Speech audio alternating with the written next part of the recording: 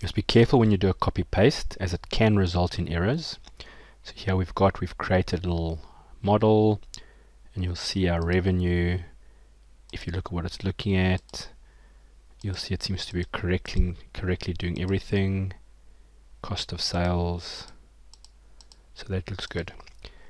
We're in a bit of a rush, so we decide let's just take this and copy and paste it as product B. Let's change that to 100 and that to 25%, and away we go.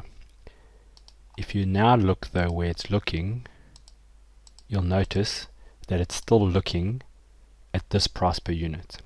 And this is not an Excel error, it's your error. Because basically you can see you've told Excel over here, look at $B, $10. So when you copy and paste it, Excel's told look at $B, $10. So whenever you do a copy paste, just quickly use the auditing toolbars, and one click will tell you if there's a problem.